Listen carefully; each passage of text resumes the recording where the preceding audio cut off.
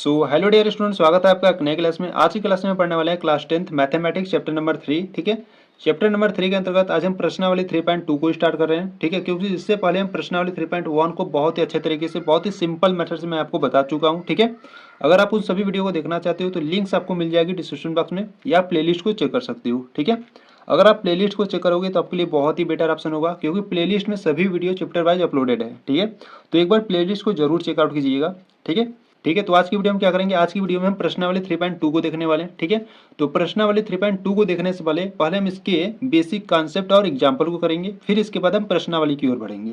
ठीक है, तो अगर हम बात करें प्रश्नावली 3.2 में आपको पढ़ना क्या है। ठीक है, तो प्रश्नावली 3.2 में आपको पढ़ना है प्रतिस्थापन विधि। ठीक है, तो देखो, ठीक है, तो अगर हम बात करें प्रश्नावली 3.2 की, तो प्रश्नावली 3.2 में आपको पढ़ना क्या है, प्रश्नावली 3.2 में आपको पढ़ना है प्रतिस्थापन विधि। ठीक है, और इसके बाद जो आप प्रश्नावली 3.3 पढ़ोगे उसमें आपको क्या पढ़ना होगा, विलोपन विधि पढ़ना होगा। ठीक है, तो ये आपका न्यू एनसीईआरटी, इसमें आपको सिर्फ दो ही विधि पढ़ना है, एक प्रतिस्थापन विधि और एक विलोपन विधि। ठीक है, और जो आपको पुराना वाला एनसीईआरटी था उसमें आपको प्रतिस्थापन विधि, विलोपन विधि और एक था वज्र गुणनखंड विधि। ठीक है, तीन विधि आपको पढ़ना था, पर ये आपका न्यू एनसीईआरटी है तो इसमें से आपको दो ही विधि पढ़ना है। ठीक है, एक प्रतिस्थापन, एक विलोपन। ठीक है, तो पहले हम समझेंगे कि प्रतिस्थापन विधि होता क्या है। ठीक है, तो देखो आपको दो समीकरण दिया रहेगा इस प्रकार से। ठीक है, तो देखो यहाँ से नाम से मालूम चल रहा है प्रतिस्थापन, यानी कि किसी एक का मान उठाकर दूसरे में स्थापित कर देना। ठीक है, यानी कि यहाँ से समीकरण नंबर 1 से मान उठाकर समीकरण नंबर 2 में स्थापित कर दोगे तो यहाँ से आप x और y का मान ज्ञात करोगे। ठीक है, उसी प्रकार से विलोपन को भी हम देखेंगे। ठीक है, तो विलोपन को तो हम प्रश्नावली 3.3 में देखेंगे। ठीक है, तो आज हम पहले बेसिक में समझते हैं कि प्रतिस्थापन विधि होता क्या है। ठीक है, तो चलो देखते हैं। यहाँ से अगर हम बात करें प्रतिस्थापन की, ठीक है, तो यहाँ से हम क्या पढ़ने वाले हैं आज, यहाँ से आज हम प्रश्नावली, ठीक है, प्रश्नावली 3.2 का, ठीक है, प्रश्नावली 3.2 का हम बेसिक पढ़ने वाले हैं। ठीक है, इसके बेसिक और एग्जाम्पल पढ़ने वाले हैं। ठीक है, बेसिक प्लस एग्जाम्पल। ठीक है, बेसिक और एग्जाम्पल पढ़ने के बाद हम प्रश्नावली की ओर बढ़ेंगे। ठीक है, तो अगर हम बेसिक में बात करें तो बेसिक में आपको क्या पढ़ना है, बेसिक में आपको पढ़ना है प्रतिस्थापन विधि। ठीक है, प्रतिस्थापन विधि। तो ये प्रतिस्थापन विधि होता क्या है, पहले इसको समझो। ठीक है, देखो, प्रतिस्थापन विधि में आपको दो समीकरण दिया रहेगा। ठीक है, जैसे हम यहाँ से आपको एग्जाम्पल के तौर पर दो समीकरण लेकर पहले हल करके बताते हैं कि कैसे हल होता है। ठीक है, तो यहाँ से मैं आपको दो समीकरण ले लेता हूँ। मान लो x plus Y is equal to 4 है। ठीक है, और यहाँ से x minus Y is equal to 3 है। ठीक है, इस प्रकार से आपको मान लेता हूँ दो समीकरण दिया गया है। ठीक है, तो देखो आपको दो समीकरण इस प्रकार से दिया रहेगा। ठीक है, तो उसको क्या करना है, जो पहला वाला रहेगा उसको आप समीकरण नंबर 1 बना लेना, और जो दूसरा वाला रहेगा उसको समीकरण नंबर 2 बना लेना। ठीक है, अब देखो प्रतिस्थापन विधि, यानी कि प्रतिस्थापन का मतलब किसी एक से मान उठाकर दूसरे मान में पुटअप, यानी कि प्रतिस्थापित कर दो। ठीक है, तो यहाँ से हम क्या करेंगे, समीकरण 1 से या समीकरण 2 से x या y का मान निकालेंगे और उसको समीकरण नंबर में रख देंगे। ठीक है, अब देखो यहाँ से हम क्या करेंगे, समीकरण नंबर 1 से मान निकालेंगे तो समीकरण नंबर 2 में रखेंगे। ठीक है, अगर हम समीकरण नंबर 2 से मान निकालेंगे तो समीकरण नंबर 1 में रखेंगे। ठीक है, तो यहाँ से हम क्या करेंगे, यहाँ से हम करेंगे समीकरण नंबर 1 से। ठीक है, देखो, अगर हम समीकरण नंबर 1 से x का मान ज्ञात कर ले, ठीक है, तो यहाँ से अगर हम समीकरण नंबर 1 से बात करें तो x बराबर आपका 4 है। ठीक है, y इधर प्लस का उधर ले जाओगे तो माइनस का हो जाएगा। ठीक है, यानी कि समीकरण नंबर 1 से x का मान क्या हो जाएगा, x बराबर 4 माइनस वाई हो जाएगा। ठीक है, तो ये आप जो समीकरण नंबर 1 से ये आप x का मान ज्ञात करिए हो, इसको आपको क्या करना है, इसको आपको समीकरण नंबर 3 बना लेना है। ठीक है, यानी कि आप समीकरण नंबर 1 से क्या करे हो, समीकरण नंबर 1 से x का मान y के पदों में आप ज्ञात कर लिए। ठीक है, अब ये समीकरण नंबर 3 बना लिए हो, अब इसको आपको किस में रखना है, इसमें आपको समीकरण नंबर 2 में रखना है। ठीक है, अब बहुत सारे स्टूडेंट कहेंगे कि समीकरण नंबर 3 का मान समीकरण नंबर 1 में क्यों नहीं रखेंगे, तो देखो, जिस समीकरण से आप समीकरण नंबर 3 को बनाए हो उसमें आपको नहीं रखना है। ठीक है, जिससे नहीं बनाए हो उसमें आपको रखना है। ठीक है, तो ये ध्यान देना, बहुत सारे स्टूडेंट गलती करते हैं। ठीक है, तो देखिए यहाँ पर आप समीकरण नंबर 3 बना लिए। ठीक है, अब इस समीकरण नंबर 3 का मान आप किस में रखोगे, तो समीकरण नंबर 2 में रखोगे। क्यों रखोगे, देखो, आप समीकरण नंबर 3 किस समीकरण से बनाए हो, समीकरण नंबर जो 3 है समीकरण नंबर 1 से बनाए हो। ठीक है, तो ये आपको ध्यान देना है, जिस समीकरण से आप समीकरण नंबर 3 बनाए हो उसमें आपको उसका मान नहीं रखना है। ठीक है, तो यहाँ से हम रखेंगे। ठीक है, तो यहाँ से हम क्या करेंगे, समीकरण नंबर जो 3 का मान है वो समीकरण नंबर 2 में रखेंगे। ठीक है, तो यहाँ से हम लिखेंगे समीकरण 3 का मान समीकरण 2 में रखने पर, ठीक है, इस प्रकार से आपको लिखना होगा जब आप प्रतिस्थापन विधि को हल करोगे। ठीक है, तो यहाँ से हम क्या करेंगे, समीकरण नंबर जो 3 का मान है उसको हम किस में रखेंगे, समीकरण नंबर 2 में। तो x के स्थान पर हम क्या रखेंगे, 4 माइनस का y। ठीक है, तो यहाँ पर x है तो यहाँ पर आप रखेंगे 4 माइनस वाई, और यहाँ पर माइनस वाई है तो माइनस वाई बराबर में 3 है। ठीक है, इनको हल करेंगे तो यहाँ से हो जाएगा 4 माइनस वाई मिलकर माइनस का 2y हो जाएगा बराबर में 3। ठीक है, तो देखो 4 को उस बगल पक्षांतर कर देते तो माइनस का 2y बराबर में 3, 4 उधर जाएगा तो माइनस का 4 हो जाएगा। ठीक है, तो माइनस का 2y बराबर में माइनस 4 में से प्लस का 3 जाएगा तो माइनस का 1। ठीक है, तो यहाँ से y का मान ज्ञात करेंगे तो y is equal to minus का 1 है, माइनस का 2 गुणे में इधर लाओगे तो बट्टे में हो जाएगा। ठीक है, माइनस माइनस काट दोगे यानी कि y का मान क्या निकल गया, y का मान निकल गया 1/2। ठीक है, y का मान 1/2 निकल गया। ठीक है, अब ये ध्यान दो y का मान आप किसी भी समीकरण में रखकर x का मान याद कर सकती हो। ठीक है, अब ये जो y का मान निकाले हो ना, इसको आप किसी भी समीकरण में, समीकरण नंबर 1 में रखो, समीकरण नंबर 2 में या समीकरण नंबर 3 में रखकर आप x का मान ज्ञात कर सकते हो। ठीक है, तो यहाँ से हम क्या करेंगे, जो y का मान है 1/2 हम इसको समीकरण नंबर 3 में रखेंगे। ठीक है, तो यहाँ से हम लिखेंगे y का मान, ठीक है, समीकरण नंबर 3 में रखने पर। ठीक है, आप अगर समीकरण नंबर 1 में रखोगे, 2 में रखोगे तब भी आप x का मान ज्ञात कर सकते हो। ठीक है, तो में रखने पर। ठीक है, तो आप किसी भी समीकरण में आप रख सकते हो। तो y का मान हम किस में रख रहे हैं, y का मान हम समीकरण नंबर 3 में रख रहे हैं। ठीक है, तो x बराबर 4 है माइनस y का मान क्या है 1/2 है, तो यहाँ से आप रखोगे 1/2। ठीक है, तो x बराबर देखो 2 चौके 8 हो गया और माइनस में 1/2। ठीक है, इसको हल करेंगे तो 8 में से 1 गया 7/2। ठीक है, यानी कि जो x का मान है वो कितना आ गया 7/2 आ गया।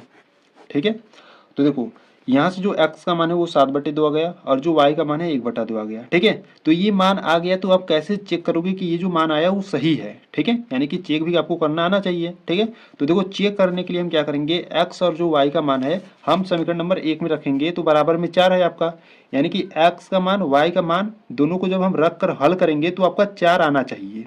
ठीक है, यानी कि इसके बराबर आना चाहिए। तो यहाँ से देखो x का मान क्या है, x का मान है 7/2। ठीक है, तो यहाँ से हम लिखेंगे 7/2। ठीक है, तो प्लस है तो प्लस लगाओगे।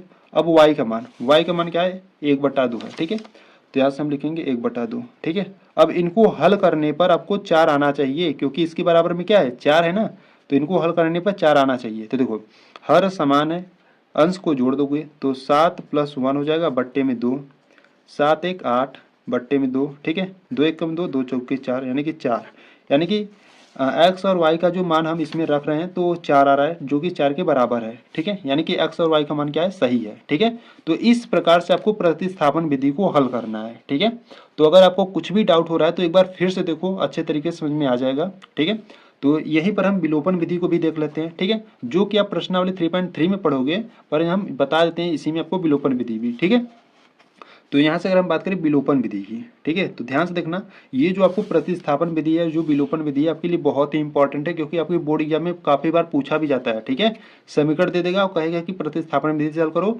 विलोपन विधि से हल करो। ठीक है, तो ध्यान से देखना किस प्रकार से आप करेंगे। ठीक है, तो यहाँ से अगर हम बात करें विलोपन विधि की,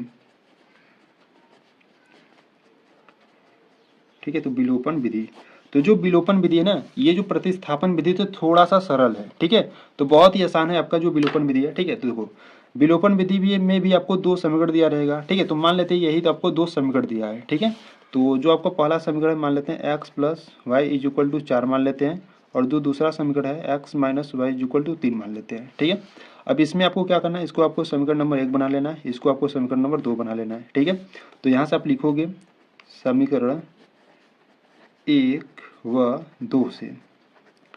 ठीक है, देखिए विलोपन विधि हम क्या करते हैं, विलोपन विधि में देखो विलोपन से ही मान चल रहा है विलोपन। ठीक है, यानी कि विलुप्त करना। ठीक है, तो समीकरण 1 और y से हम ऐसा क्या करें कि एक मान आपका विलुप्त हो जाए। ठीक है, तो यहाँ पर अगर हम दोनों को जोड़ दें, ठीक है, तो यहाँ से y प्लस का है y माइनस का है, दोनों क्या हो जाएंगे कैंसिल आउट हो जाएंगे। ठीक है, तो विलोपन विधि में हम क्या करते हैं, विलोपन विधि में हम जोड़ते हैं और घटाते हैं। ठीक है, तो यहाँ से समीकरण 1 व 2 से हम लिख लिए, तो यहाँ पर हम लिखेंगे x + y = 4।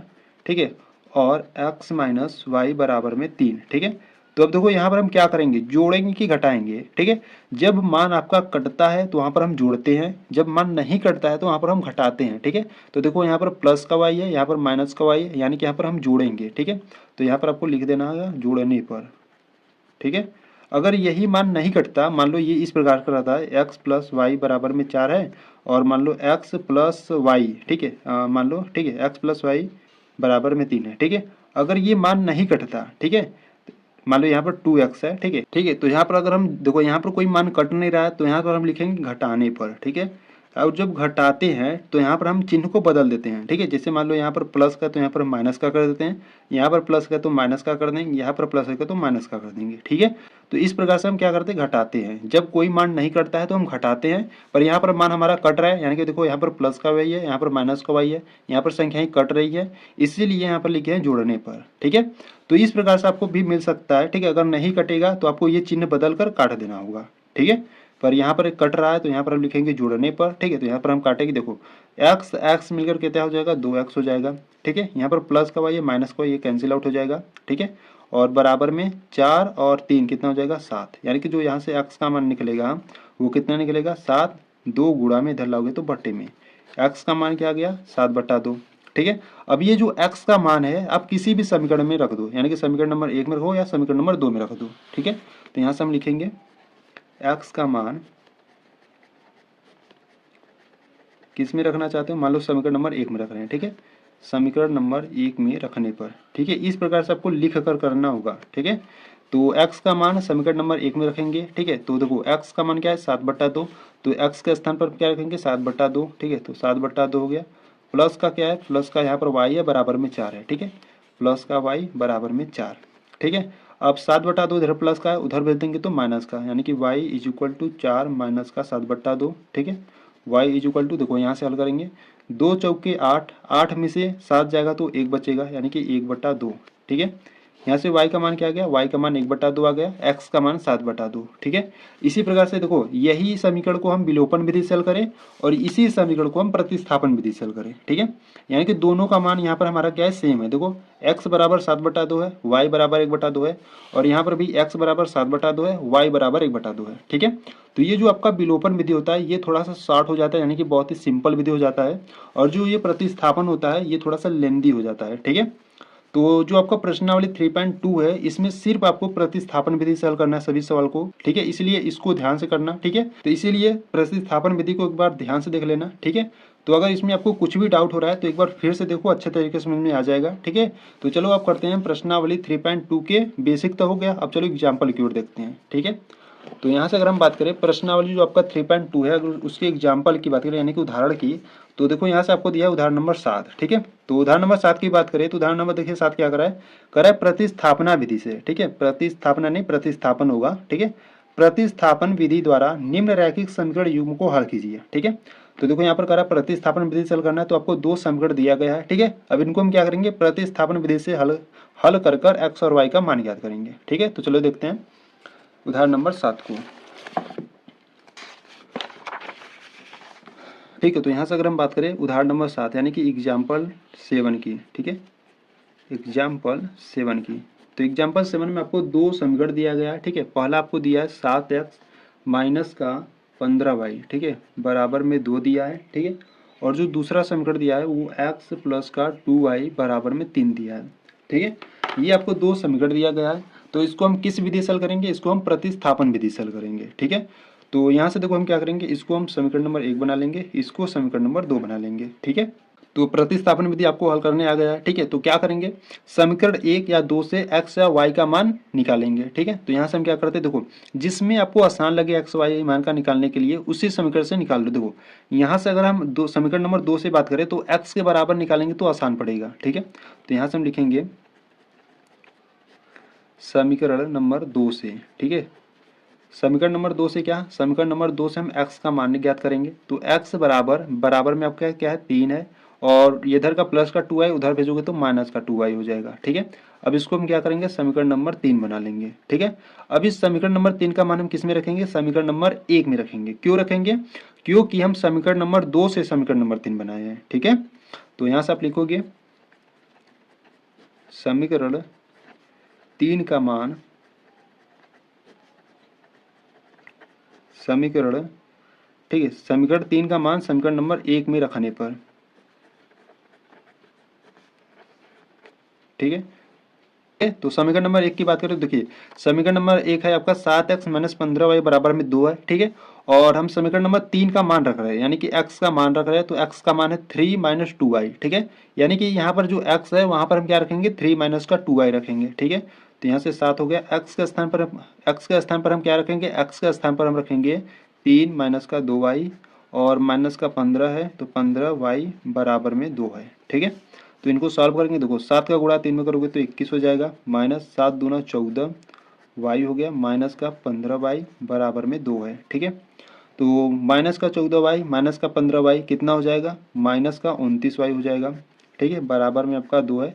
इसको भी उधर भेज देते हैं तो माइनस का 21 हो जाएगा, ठीक है। तो माइनस का 29 वाई बराबर में, अब देखो 21 में से 2 जाएगा तो कितना बचेगा, माइनस का 19, ठीक है। तो यहाँ से हम y का मान ज्ञात करेंगे, तो यहाँ से हो जाएगा माइनस का 19 बट्टा माइनस का 29, माइनस माइनस काट दो, यानी कि y का मान सीधा क्या आ गया, प्लस में आ गया, 19 बट्टा 29 आ गया, ठीक है। यहाँ से जो y का मान आ गया 19 बट्टा 29 आ गया, ठीक है। अब ये जो y का मान है आप उसको समीकरण नंबर 1 में रखो या 2 में रखो या 3 में रखो, ठीक है, ठीक है। तो आप किसी में भी रखकर x का मान ज्ञात कर सकते हो, ठीक है। तो यहाँ से हम क्या करेंगे, यहाँ से हम लिखेंगे, ठीक है, समीकरण, ठीक है। तो यहाँ से आप लिखोगे ना y का मान, ठीक है, यहाँ से आप लिखोगे y का मान, ठीक है, समीकरण नंबर, मान लो हम यहाँ पर समीकरण नंबर 3 में रख रहे हैं, ठीक है, क्योंकि यहाँ से आसान पड़ेगा, सीधा सा x का मान सीधा निकल जाएगा, ठीक है। तो हम लिखेंगे y का मान समीकरण नंबर 3 में रखने पर, ठीक है, इसको हम काट देते हैं। तो y का मान समीकरण नंबर 3 में रखने पर, ठीक है। तो समीकरण नंबर 3 है आपका x बराबर 3 माइनस 2y, और y के स्थान पर हमको क्या रखना है, 19 बटा 29 रखना है, ठीक है। तो x बराबर 3 माइनस का 2 इंटू वाई के स्थान पर हम रखेंगे 19 बटा 29, ठीक है। अब इनको भी सॉल्व करेंगे, तो x बराबर 3 माइनस का, देखो 19 दूना 38, ठीक है, बट्टे में कितना है 29 है। तो देखो इसका गुणा इसमें करेंगे और माइनस कर देंगे, यानी कि x बराबर, ऐसे नहीं जा रहा है समझ में तो बट्टे में 1 ले लो, ठीक है। और देखो 29 का गुणा 3 में करोगे तो कितना आ जाएगा, देखो 9 त्रिक 27, हाथ में आया 2, 3 दूना 6, 6 2 8, ठीक है, माइनस 38 और बट्टे में कितना आ जाएगा 29, यानी कि x इज इक्वल टू, देखो 17 में से 8 जाएगा तो कितना बचेगा, 9 बचेगा, और यहाँ से 7 में से 3 जाएगा तो 4 बचेगा, ठीक है, ठीक है। और बट्टे में क्या है 29, यानी कि जो x का मान है वो क्या आ गया, x का मान आ गया आपका 49 बटा 29 आ गया, ठीक है। इस प्रकार से x का मान ज्ञात कर लिए और y का मान ज्ञात कर लिए, किस विधि से ज्ञात करिए, प्रतिस्थापन विधि से, ठीक है। तो इस प्रकार से आपको करना है, ठीक है। तो यहाँ से आपको लिख देना है, अतः x बराबर 49 बटा 29 व y बराबर 19 बटा 29 है, ठीक है। इस प्रकार से आपको करना है, ठीक है। तो यहाँ पर जो आपका एग्जाम्पल 7 था, यानी कि उदाहरण 7, वो आपका कंप्लीट हुआ, ठीक है। तो चलो उदाहरण नंबर 8 को देखते हैं। देखिए यहाँ से अगर हम बात करें उदाहरण नंबर 8 की, तो यहाँ पर उदाहरण नंबर 7 हो गया, ठीक है। उदाहरण नंबर 8 आपको, ठीक है। तो देखो यहाँ पर आपको क्या दिया था, यहाँ पर आपको उदाहरण 7 दिया था, ठीक है। पर यहाँ पर देखो आपको क्या दे रहा है, यहाँ पर आपको उदाहरण नंबर 5 दे रहा है, ठीक है, उदाहरण नंबर 5 दे रहा है, ठीक है। पता नहीं क्यों दे रहा है उदाहरण नंबर 5, ठीक है, क्या गलती हुई क्या, कहाँ पर, यहाँ पर अगर हम बात करें, रुक जाओ थोड़ा सा देख लेते हैं, ठीक है। हाँ सॉरी, यहाँ पर देखो, यहाँ पर आपको उदाहरण नंबर 3 था, ठीक है, ठीक है, यहाँ पर आपको उदाहरण नंबर 3 है, ठीक है। और इसके बाद उदाहरण नंबर आपको क्या देना चाहिए था, यहाँ पर उदाहरण नंबर इसको 4 बना लेना, ठीक है। ये आपका उदाहरण नंबर 7 नहीं रहेगा, ये आपका उदाहरण नंबर 4 रहेगा, ठीक है। और यहाँ पर फिर इसके बाद 4 के बाद क्या आ जाएगा 5, ठीक है, उदाहरण नंबर 5 ये रहेगा, ठीक है। फिर इसके बाद 6 है ना, फिर इसके बाद 6 है, फिर इसके बाद 7 है, ठीक है, यानी कि सही है। तो उदाहरण नंबर अगर हम 5 की बात करें, ठीक है, ये इससे पहले वाला उदाहरण नंबर 7 नहीं था, वो आपका उदाहरण नंबर 4 था, ठीक है, उसको बना लेना। तो उदाहरण नंबर 5 की बात करें तो उदाहरण नंबर 5 आपको क्या कर रहा है, निम्नलिखित प्रश्न को प्रतिस्थापन विधि से हल कीजिए, ठीक है।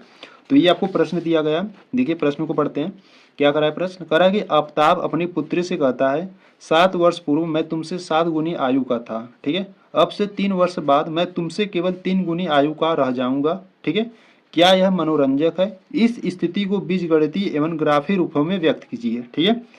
आपको बीजगणितीय में बदलना है, ग्राफी में यानी कि ग्राफ को आपको दर्शाना नहीं है, क्योंकि यहाँ पर प्रश्न में सीधा सा कहा है कि प्रतिस्थापन विधि से हल कीजिए सिर्फ, ठीक है। तो इसको क्या करना है, इससे हम पहले क्या करेंगे, इस ये जो आपको ये स्टेटमेंट दिया है इससे हम समीकरण को बनाएंगे, फिर समीकरण को हम प्रतिस्थापन विधि से हल करेंगे, ठीक है। तो देखो यहाँ से जो है आफ्ताब है और उसकी पुत्री है, ठीक है। तो यहाँ से जो आफ्ताब की आयु होगी उसको हम x मान लेंगे, और जो उसकी पुत्री की आयु होगी हम उसको y मान लेंगे, ठीक है।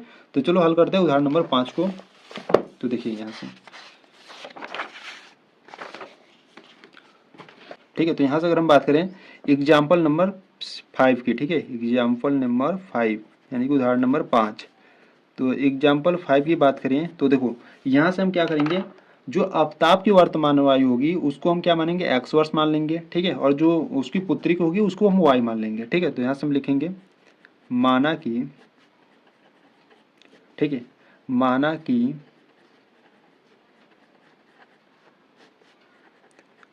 आफताब की वर्तमान आयु,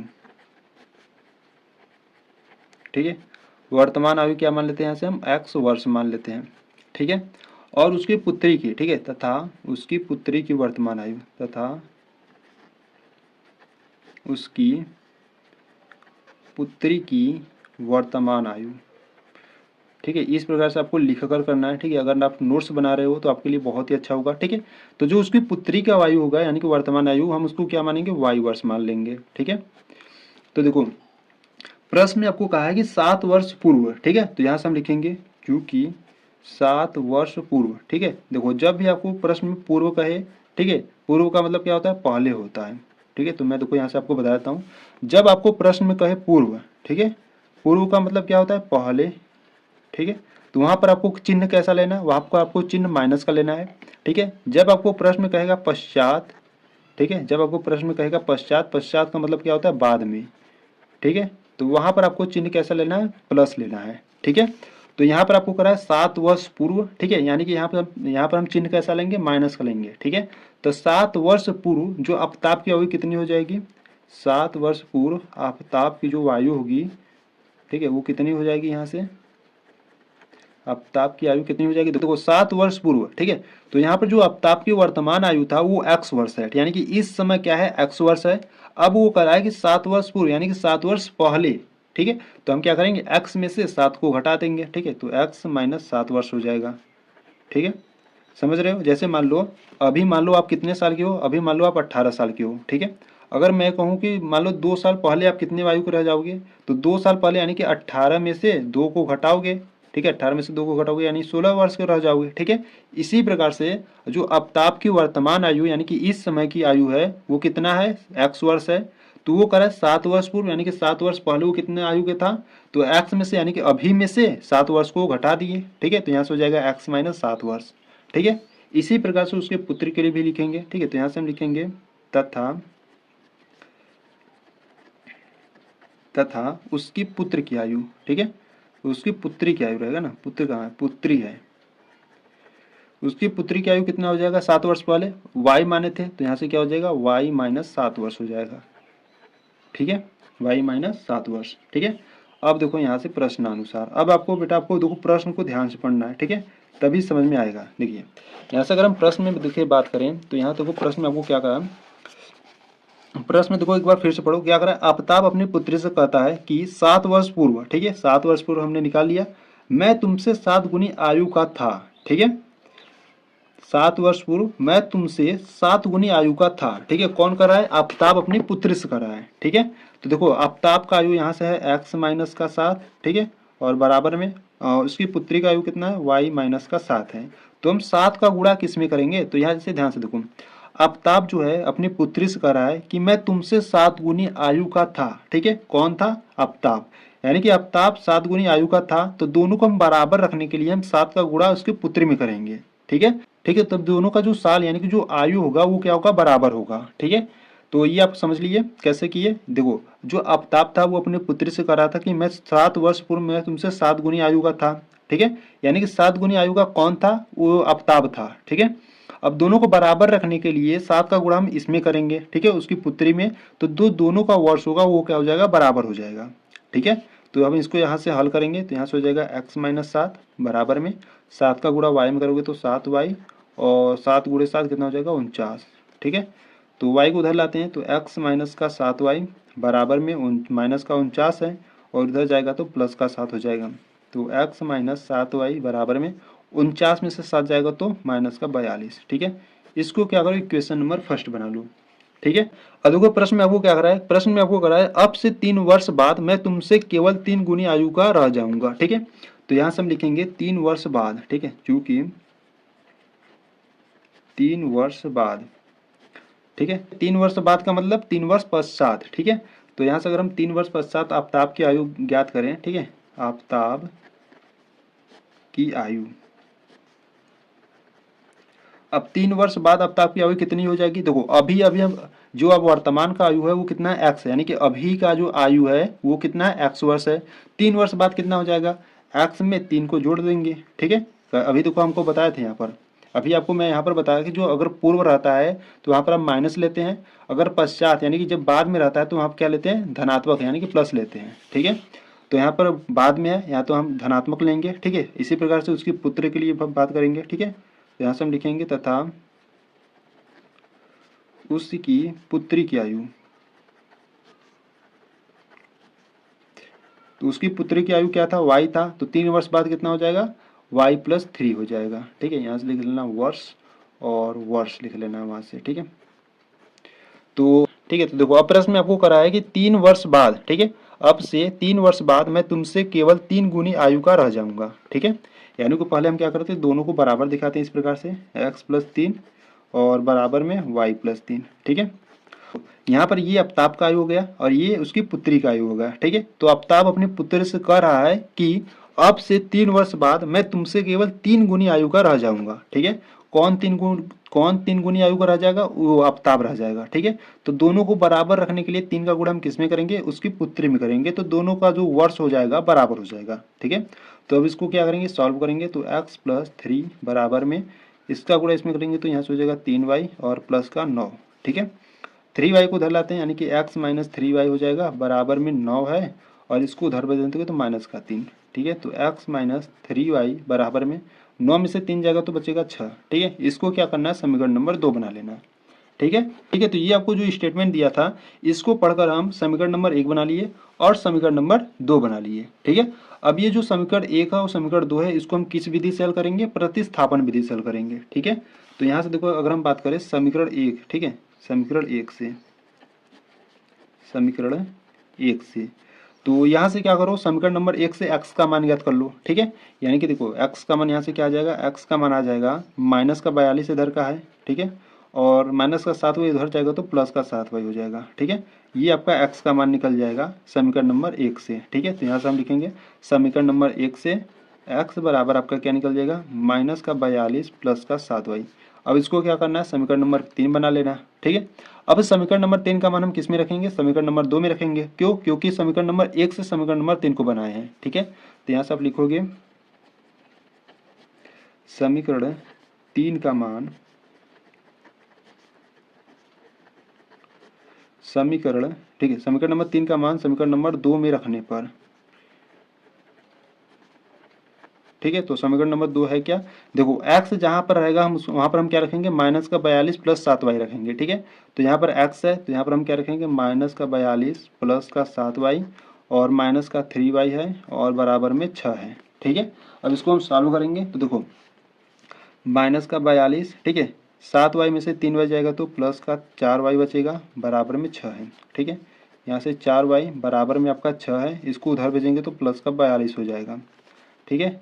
4y बराबर में 42 और 6 कितना 48 हो जाएगा, ठीक है। और y इज इक्वल टू 48 गुणा में आ जाएगा बट्टे में, यहाँ से काट दो, 4 एकम 4 और 4 दूना 8, यानी कि 12 चौक 48 होता है, यानी कि जो y का मान है वो कितना आ गया, 12 आ गया, ठीक है। अब ये जो y का मान 12 आया है, अब इस y का मान हम समीकरण नंबर 1 में रखो या समीकरण नंबर 2 में रखो या समीकरण नंबर 3 में रखो, ठीक है।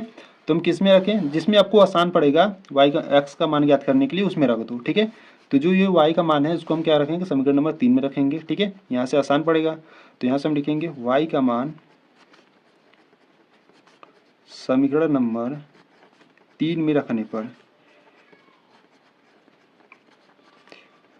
ठीक है। तो समीकरण नंबर 3 क्या है, x बराबर, देखो y का जो y का स्थान पर हम क्या रखेंगे, 12 रखेंगे, ठीक है। तो x बराबर माइनस का 42 प्लस 7 इंटू वाई के स्थान पर हम क्या रखेंगे, 12 रखेंगे, ठीक है। तो x is equal to minus का 42 12 गुणे 7, ठीक है। तो 12 सत्ते कितना होता है, 84 होता है, यानी कि प्लस का 84 हो जाएगा, ठीक है। और x इज इक्वल टू 84 में से 42 जाएगा तो कितना बचेगा, यहाँ से आपका बचेगा 42 ही बचेगा, ठीक है। तो यहाँ से x का मान क्या आ गया, 42 आ गया, ठीक है। ठीक है। तो यहाँ से देखो एक्स किसको माने थे और वाई किसको माने थे। यहाँ पे देखो, यहाँ पर आप एक्स किसको माने थे, आफताब की वर्तमान आयु को माने थे, और उसकी जो पुत्री का वर्तमान आयु था उसको हम वायु वर्ष माने थे। ठीक है। तो यानी कि जो आफताब की आयु यानी कि जो एक्स का मान है वो क्या है 42, यानी कि यहाँ से आफताब की वर्तमान आयु कितना हो गया 42 वर्ष हो गया। ठीक है। और वाई का मान है 12, यानी कि उसकी जो पुत्री की वर्तमान आयु होगी वो कितना हो गया 12 वर्ष हो गया। ठीक है। तो यहाँ से आप लिख देना अतः, ठीक है, यहाँ से आप लिखोगे अतः आफताब की वर्तमान आयु कितना हो जाएगा, वर्तमान आयु 42 है। ठीक है। वह उसकी पुत्री की आयु कितना हो जाएगा, उसकी पुत्री की आयु कितना हो जाएगा 12 वर्ष हो जाएगा। ठीक है। इस प्रकार से आपको करना था। ठीक है। ठीक है। तो यहाँ से अगर हम एग्जाम्पल नंबर 6 यानी कि उदाहरण नंबर 6 की बात करें तो देखिए उदाहरण नंबर 6 क्या करा है कि एक दुकान में 2 पेंसिल और 3 रबड़ों का मूल्य 9 रुपये है और 4 पेंसिल और 6 रबड़ों का मूल्य 18 रुपये है। ठीक है। प्रत्येक पेंसिल और प्रत्येक रबड़ का मूल्य ज्ञात करना है। ठीक है। तो पहले तो हम इससे ये जो आपको दिया है स्टेटमेंट, इससे पहले हम समीकरण बनाएंगे, फिर समीकरण बनाने के बाद हम उसको प्रतिस्थापन विधि से हल करेंगे। ठीक है। तो चलो देखते हैं उदाहरण नंबर 6 को। ठीक है। देखिए यहाँ से अगर हम बात करें उदाहरण नंबर 6 की, ठीक है, तो देखिए किस प्रकार से हल करेंगे। ठीक है। तो यहाँ से अगर हम बात करें एग्जाम्पल नंबर 6, ठीक है, एग्जाम्पल 6, तो देखो आपको प्रश्न में क्या दिया है, आपको प्रश्न में दिया है, ठीक है, पहले देखो इस प्रकार से लिख लो, प्रश्नानुसार दिया है। ठीक है। प्रश्नानुसार दिया है।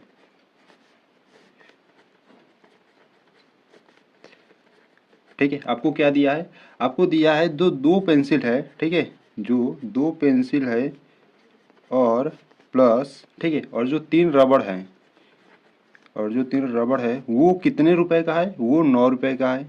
ठीक है। वही अगर हम बात करें जो 4 पेंसिल है, ठीक है, और प्लस कितना रबड़ है, 6 रबड़ है। ठीक है।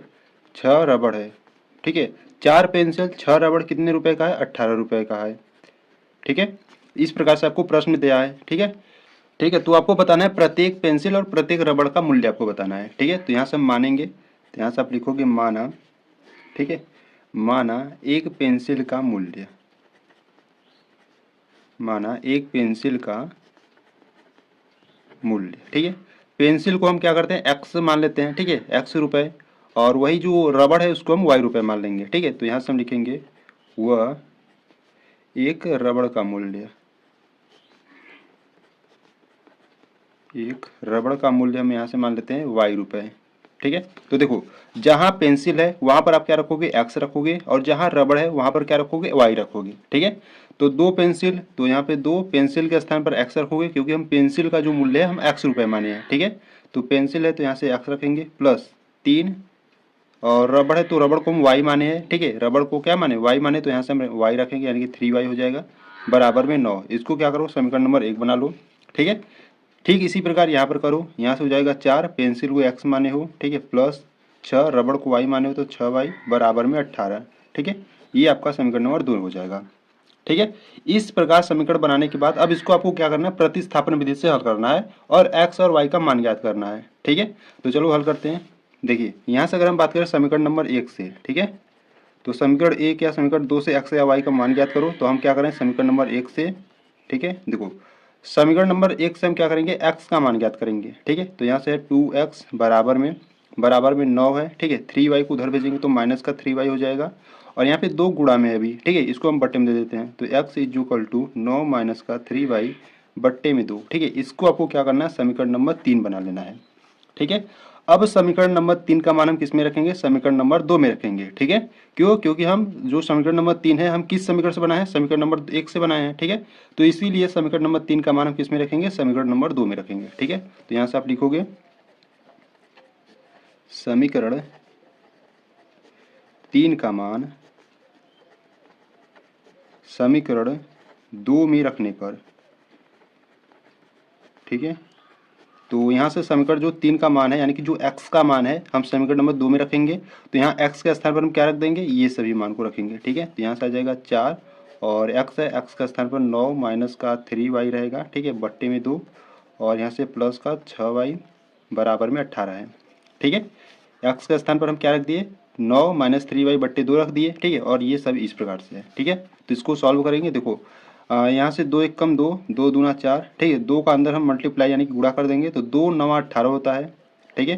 और 2 का गुणा जब 3 में करोगे तो 3 दूना 6, ठीक है, y और प्लस का 6y बराबर में 18, ठीक है। तो यहाँ से 6y माइनस का ये प्लस का कट जाएगा, तो यहाँ से आ जाएगा 18 बराबर 18, ठीक है। देखो अगर इस प्रकार से आता है यानी कि देखो 18 बराबर 18 आ गया, ठीक है।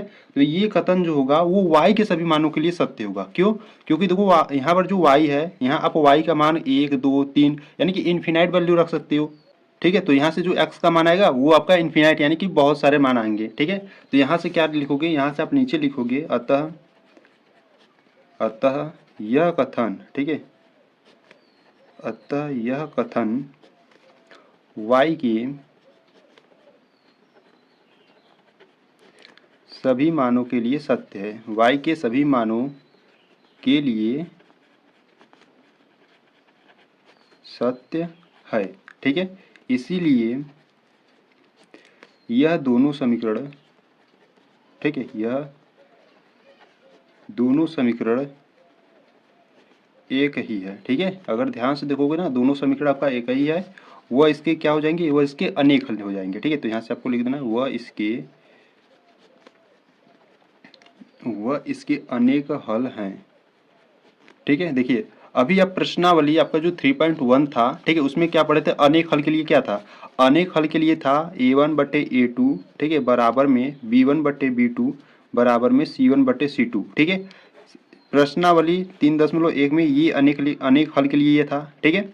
यानी कि जब दोनों समीकरण आपके बराबर होते थे तो ये आपका आता था, यानी कि जो a1/a2 बराबर में b1/b2 बराबर में c1/c2, ठीक है। ये किसके लिए था, ये आपका अनेक हल के लिए था, ठीक है, ठीक है, अनेक हल के लिए था। यानी कि जब दोनों समीकरण बराबर होते थे तो ये आता था, ठीक है। तो यहाँ पर भी ध्यान से अगर देखोगे, यहाँ पे आपका समीकरण नंबर 1 क्या है, 2x + 3y बराबर में 9 है, ठीक है। और समीकरण नंबर 2 आपका 4x + 6y बराबर में 18 है। तो यहाँ से अगर आप 2 कॉमन ले लो, ठीक है, 2 कॉमन लोगे तो यहाँ से आपका क्या बचेगा, 2x बचेगा, ठीक है, प्लस का 3y बचेगा और बराबर में 18 है, 2 कॉमन ले लिए तो 9 बचेगा, ठीक है। देखो ये समीकरण और ये समीकरण आपका क्या है, सेम है, ठीक है। इसीलिए जो इसका हल होगा अनेक होगा, ठीक। तो इसी प्रकार से यहाँ पर लिख देना कि यह जो कथन है y के सभी मानों के लिए सत्य है, ठीक है। यानी कि यह दोनों समीकरण एक ही है, यह इसके अनेक हल होंगे, ठीक है। इस प्रकार से लिख देना, ठीक, ठीक है। तो इसी प्रकार से आपको उदाहरण नंबर 6 को करना था, ठीक है। अगर इस प्रकार से आपका आएगा यानी कि जब दोनों संख्याएं बराबर में आएंगी, ठीक है, प्रश्नावली में भी ऐसे सवाल हैं जो आएंगे, ठीक है। तो इसी प्रकार से आपको हल करना होगा, ठीक है। तो यहाँ पर जो आपका एग्जाम्पल नंबर 6 था, ठीक है, वो कंप्लीट हो गया। तो चलो एग्जाम्पल नंबर 7 को देखते हैं। देखिए यहाँ से अगर हम बताएं उदाहरण नंबर 7 की, तो उदाहरण नंबर 7 देखिए क्या करा है। उदाहरण नंबर 7 करा है कि दो रेल पटरियां समीकरणों x + 2y - 4 = 0 और 2x + 4y - 12 = 0 द्वारा निरूपित की गई हैं, ठीक है। क्या रेल पटरियां एक दूसरे को काटेंगी, ये आपको बताना है, ठीक है। तो चलो हल करते हैं उदाहरण नंबर 7 को। देखिए यहाँ से अगर हम उदाहरण नंबर 7 की बात करें, ठीक है, देखो उदाहरण नंबर 7 में यानी कि यहाँ से हम एग्जाम्पल 7 को हल करने वाले हैं, ठीक है। एग्जाम्पल 7 देखो आपको दो समीकरण दिया गया है, ठीक है। पहला समीकरण क्या है, x + 2y - 4 बराबर में 0 है, ठीक है, ये आपका पहला समीकरण है। और जो दूसरा समीकरण है वो है 2x + 4y - 12 बराबर में 0, ठीक है, ये आपको दूसरा समीकरण दिया है, ठीक है। और प्रश्न में आपको क्या करा है कि ये दोनों समीकरण देने के बाद आपको प्रश्न में कर रहा है कि क्या रेल पटरियां एक दूसरे को काटेंगे, यानी कि ये आपको रेल पटरी का मतलब एक प्रकार से आपको समीकरण दिया गया है, ठीक है। ये आपका एक रेल पटरी का समीकरण है, ये दूसरे रेल पटरी का समीकरण है, ठीक है। तो चलो हल करते हैं इसको। देखिए यहाँ से पहले हम क्या करेंगे, यहाँ से हम समीकरण नंबर 1 से x या y का मान ज्ञात करेंगे, ठीक है। तो यहाँ से आप लिखोगे समीकरण 1 से, ठीक है, समीकरण 1 से हम x का मान ज्ञात करेंगे, ठीक है। देखो जहां पर आपको सरल लगे, ठीक है, उसी प्रकार से आपको हल करना है, ठीक है। अगर आप समीकरण नंबर 2 से x का मान ज्ञात कर सकते हो तो ज्ञात करके हल करो, ठीक है। आपको जहां से सही लगे यानी कि जहां से आपको सिंपल लगे हल करने के लिए, ठीक है, तो वहां से आप हल कर सकते हो। यहाँ से हम समीकरण नंबर 1 से हल कर रहे हैं, ठीक है, यानी कि समीकरण नंबर 1 से x का मान ज्ञात करेंगे। आप समीकरण नंबर 2 से भी x का मान ज्ञात कर हल कर सकते हो, ठीक है। तो यहाँ से मैंने क्या लिखा, यहाँ से हम लिखे समीकरण 1 से, तो यहाँ से अगर हम समीकरण 1 से x का मान ज्ञात करें तो देखो इन सभी को क्या करेंगे, उधर भेजेंगे, ठीक है। तो -4 है, उधर जाएगा तो +4 हो जाएगा। और इधर प्लस का 2y है ना, उधर जाएगा तो माइनस का 2y हो जाएगा। ठीक है, अब इसको क्या करेंगे, समीकरण नंबर 3 बना लेंगे। अब समीकरण नंबर 3 का मान हम किस में रखेंगे, समीकरण नंबर 2 में रखेंगे। ठीक है, तो यहाँ से आप लिखोगे समीकरण 3 का मान समीकरण 2 में रखने पर ठीक है, तो देखो समीकरण नंबर 3 का मान है उसको हम किस में रखेंगे, समीकरण नंबर 2 में।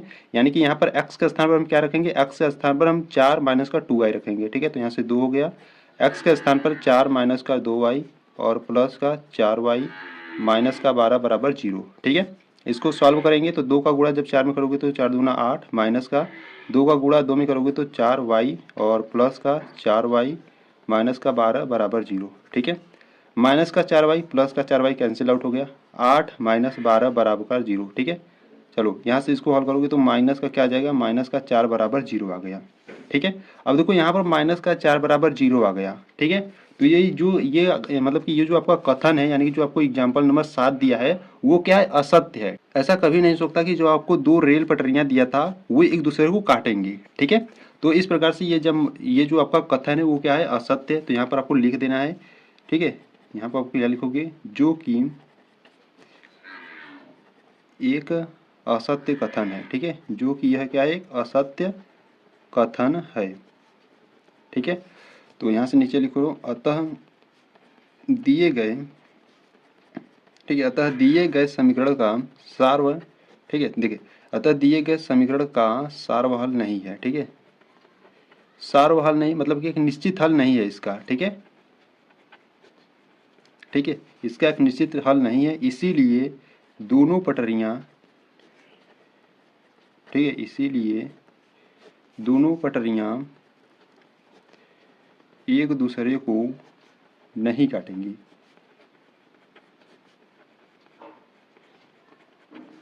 ठीक है, इस प्रकार से आपको करना था। ठीक है, तो यहाँ पर जो आपका एग्जाम्पल 7 यानी कि उदाहरण नंबर 7 था वो आपका कंप्लीट हुआ। ठीक है, तो यहाँ से आपके एग्जाम्पल यानी कि जो उदाहरण थे, ठीक है, इस प्रश्नावली के, वो आपके सभी समाप्त हो गए। ठीक है, यानी कि सभी कंप्लीट हो गए।